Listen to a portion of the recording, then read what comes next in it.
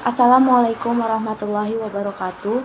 Puji dan syukur kita panjatkan kehadirat Allah Subhanahu wa Ta'ala, yang dimana Allah telah memberikan kita kesehatan dan kesempatan hingga saat ini kita dapat mengikuti pembelajaran bahasa Indonesia.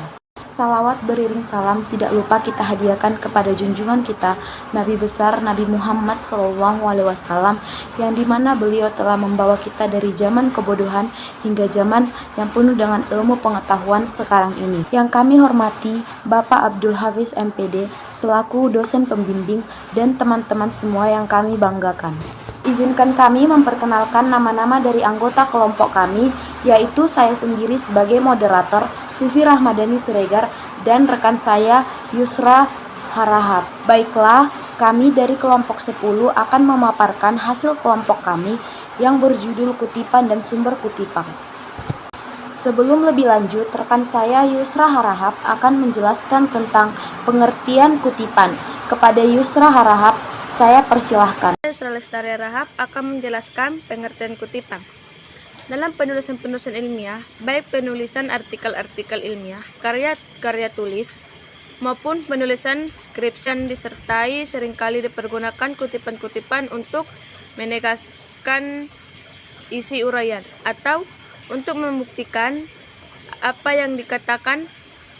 Kutipan adalah pinjaman kalimat atau pendapat dari seseorang pengarang atau ucapan seseorang yang terkenal, baik terdapat buku maupun majalah. Selain itu, kutipan juga dapat diambil dalam bentuk lisan, misal melalui media elektronika seperti TV, radio, internet, dan lain sebagainya.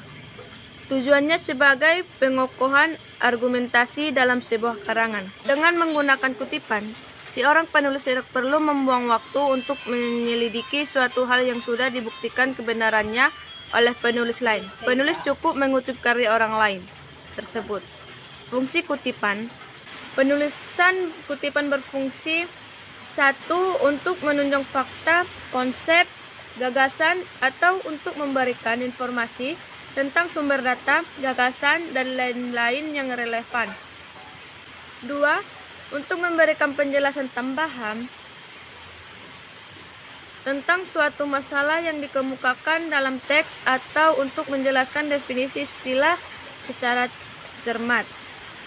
Selain fungsi di atas, kutipan juga memiliki fungsi tersendiri, diantaranya adalah sebagai berikut. 1. Menunjukkan kualitas ilmiah yang lebih tinggi. 2. Menunjukkan kecermatan yang lebih akurat. 3. Memudahkan penilaian penggunaan sumber dana. 4. Memudahkan perbedaan data pustaka dan ketergantungan tambahan. 5. Mencegah pengulangan penulisan data pusaka. 6. Meningkatkan etika penulisan. Hal-hal yang perlu diperhatikan dalam mengutuk. Penulis mempertimbangkan bahwa kutipan itu perlu. 2. Penulisan bertanggung jawab penuh terhadap ketepatan dan ketelitian kutipan. 4. Jangan terlalu banyak mempergunakan kutipan langsung. 5. Penulis mempertimbangkan jenis kutipan dan kaitan dengan sumber tunjukan. Jenis kutipan. Terdapat beberapa jenis kutipan, antara lain adalah kutipan langsung dan kutipan tidak langsung. 1. Kutipan langsung. Kutipan langsung atau direct quotation adalah kutipan hasil penelitian, hasil karya, atau pendapat orang lain yang penyajiannya sama persis dengan teks aslinya atau yang dikutip.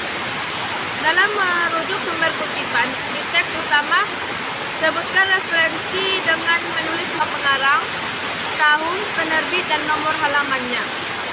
Contoh: Ratnawati 2006 148 menegaskan bahwa hasil pemilu 1999 dan pemilu 2004 secara gamblang menunjukkan bahwa PDIP leading di Kabupaten Bantul.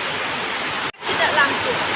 Kutipan tidak langsung atau indirect atau quotation merupakan kutipan hasil penelitian, hasil karya, atau pendapat orang lain yang penyajiannya tidak sama dengan teks aslinya, atau kalimat penulis atau peneliti sendiri.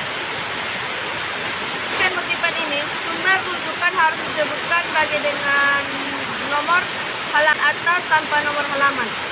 Paling sedikit ada 2 jenis kutipan tidak langsung atau ada 2 cara dalam mengutip secara tidak langsung.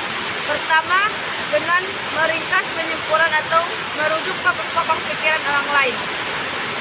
Contoh, sistem distrik dan sistem profesional adalah 2 jenis sistem pemilihan umum yang paling populer. Yang masing-masing sistem ini memiliki varian sendiri. Cara mengutip. Cara mengutip yaitu 1. Mengutip langsung yang tidak lebih dari 4 baris. Caranya A. Kutipan itu diintegrasikan langsung dengan teks. B. Jarak antara baris dengan baris 2 spasi. C. Kutipan itu diapit dengan tanda kutip. D. Sesudah kutipan selesai, diberi nomor urut penunjuk serta spasi di atas atau dalam kurung ditempatkan nama singkat, pengarang, tahun terbit, dan nomor halaman tempat terdapat kutipan itu. 2. Kutipan langsung yang lebih dari 4 baris. Caranya, kutipan itu dipisahkan dari teks dalam jarak 2,5 spasi. B. Jarak antara baris dengan baris kutipan atau 1 spasi. C. Kutipan boleh atau tidak diapit dengan tanda kutip. D. Sesudah kutipan selesai, diberi nomor urut penunjuk setengah spasi ke atas atau dalam kurung ditempatkan nama singkat, pengarang, tahun terbit, dan nomor halaman tempat terdapat kutipan itu. 3. Kutipan tidak langsung. Dalam kutipan tak langsung, biasanya intisari pendapat itu yang dikemukakan. Oleh karena itu, tidak boleh menggunakan kutipan syarat-syarat yang diperhatikan. A. Kutipan itu diintegrasikan dengan teks. B.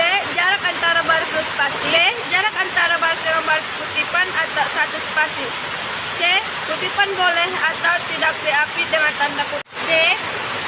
Sesudah kutipan selesai, diberi nomor urut penunjuk setengah spasi ke atas atau dalam kurung ditempatkan nama singkat, pengarang, tahun terbit, dan nomor halaman tempat terdapat kutipan itu.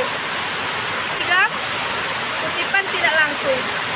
Dalam kutipan tak langsung, biasanya intisari pendapat itu yang dikemukakan. Oleh karena itu, tidak boleh menggunakan kutipan syarat-syarat yang diperhatikan. A. Kutipan itu diintegrasikan dengan teks. B. Jarak antara baris 2 spasi. C. Kutipan tidak diapit dengan tanda kutip. D. Sesudah dikutip diberi nomor penunjuk atau memberi keterangan tentang dalam kurung. 4. Kutipan pada catatan kaki. Kutipan selalu ditempatkan dalam spasi rapat biarpun kutipan itu singkat saja dalam memakai tanda kutip tepat seperti teks aslinya. 5.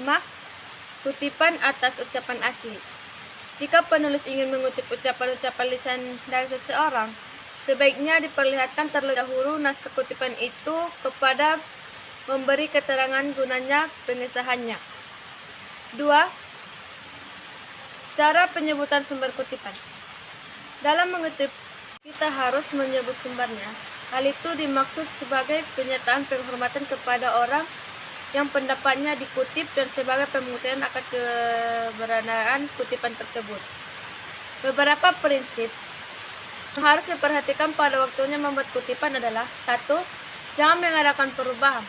Pada waktu melakukan kutipan langsung, pengarang tidak boleh mengubah kata-kata atau teknik dari teks aslinya. 3. Penyusunan daftar pustaka. Definisi daftar pustaka atau bibliografi menurut Kamus Besar Bahasa Indonesia atau KBBI adalah daftar yang mencantumkan judul buku, nama pengarang, penerbit, dan sebagainya yang ditempatkan pada bagian akhir suatu karangan atau buku dan disusun berdasarkan abjad. Daftar sendiri didefinisikan sebagai catatan sejumlah nama atau hal yang disusun berderet dari atas ke bawah. Menurut Goris Keraf, tahun 1997. Yang dimaksud dengan daftar kepustakaan atau bibliografi adalah sebuah daftar yang berisi judul buku-buku, artikel-artikel, dan bahan-bahan penerbitan lainnya yang mempunyai pertalian dengan sebuah karangan yang tengah digarap. Melalui daftar pustaka yang disertakan pada akhir tulisan, para pembaca dapat melihat kembali pada sumber aslinya. Daftar pustaka disusun menurut urutan abjad nama belakang penulis pertama. Daftar pustaka ditulis dalam spasi tunggal. Antara satu pustaka dan pustaka lainnya diberi jarak 1,5 spasi. Baris pertama rata kiri dan baris berikutnya menjorok ke dalam. Penyusunan daftar pustaka dan penunjukannya pada naskah mengikuti salah satu dari 3 sistem berikut. A. Nama dan tahun atau name and year system. B. Kombinasi abjad dan nomor atau alphabet number system. C. Sistem nomor atau Succession number system.